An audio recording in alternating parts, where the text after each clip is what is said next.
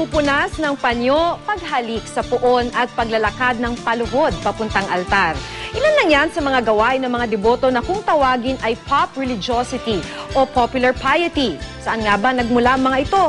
At tanggap ba ito ng simbahang Katoliko? Si Sherry Ann Torres, on assignment. Pupuna sa kamay at mukha ng puon. Hahalik sa kanya't bubulong. Magsisindi ng kandila at magdarasal. At lalakad ng paluhod patungo sa altar. Ang mga ito karaniwang gawain ng debotong si Susan at ng halos 80 milyong Katolikong Pilipino. May grupo kami. Ngayon, yung mga panata naman, yung mga panata namin, meron kaming pabasa. 1 week namin ginagawa yun. Kasi may replika kami ng Nazareno malaki. Sa Biyernes Santo, naglalakad na naman kami papuntang Quiapo. Tapos sumasama kami sa prosesyon, uuwi kami dito gabi na. Pop religiosity, popular piety, mga gawaing kabanalan na popular o nakasanayan na.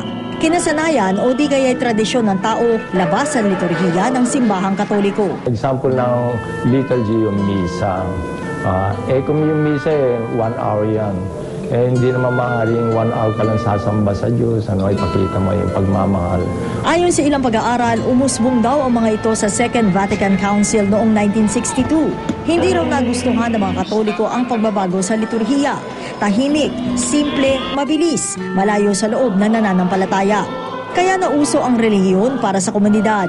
May pista, pagsamba sa mga puon na tinanggap agad ng mga Pilipinong mulat na noon pa man sa ganitong kultura. So, nung inintroduce nila yung mga santo, yung mga imahe, no?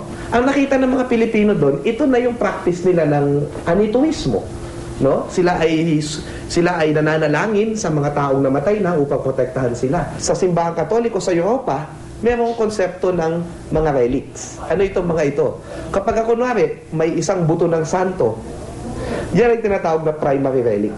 Ito ay pinaniniwalaan ng milagroso. Ngunit sa lahat ata ng bansang Katoliko, ang mga Pilipino lang ang lubos na nagpairal ng kabanalang popular. Nagpepenitensya, nagpapapako sa krus, sumusuong sa karagatan ng 9 milyong tao, maipunas lang ang panyo sa imahen. Naghahanap daw kasi tayo ng bagay na konkreto. Kasi we want as much as possible to be close to the Lord, to be in contact with the Lord. Ang Lord nandun sa langit. Panginoon, paano naman kita magkukuhan dyan, Kaya gagawa ko ng imahe na pagka pinunasan ko ito, ikaw ang pinupunasan ko, ha? Sa Apostolic Letter ni Pope John Paul II noong 1988, sinabi ng Santo Papa na tinatanggap at inirerekomenda ng simbahan ang kabanalang popular, basta't hindi nito papalitan ang liturhiya. At noong 2001, naglabas ang Vatican ng panuntunan, ang Directory on Popular Piety and the Liturgy. Pasok dito ang karaniwang gawain ng mga debotong Pilipino. Pinapayagan din ang prosesyon sa labas ng simbahan. Ang ipinagbabawal, mahika, pagsamba sa hayop, halaman at iba pang bagay. Ngunit ang pinaka-importanteng gabay, kailangan daw itong maitama at maiayon sa liturhiya.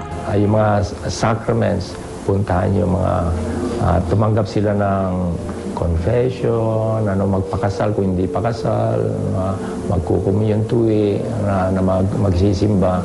Yan, liturgy, yan ang central. Yan ang pinakamataas na uri ng panalangin. Pero minsan daw ay sumusobra. Sabi ng ilan, di sang-ayon sa lohika. Isipin mo na lang kung mawawala yung posisyon ng Quiapo. Parang may nawala sa atin bilang isang bansa. Di ba? Parang tatanggalan mo ng pag-asa ang napakaraming tao na naniniwala dahil sa kanilang sariling pananampalataya kay Jesus na namilagrohan sila. Pagtaasan man ang kilay ng ilan, sa huli, kanya-kanyang pamamaraan lang naman ang pagpapakita ng masidhing pananampalataya na nararapat din lang irespeto magkaiba man na relihiyon o paniniwala. Sherry Ann Torres, GMA News.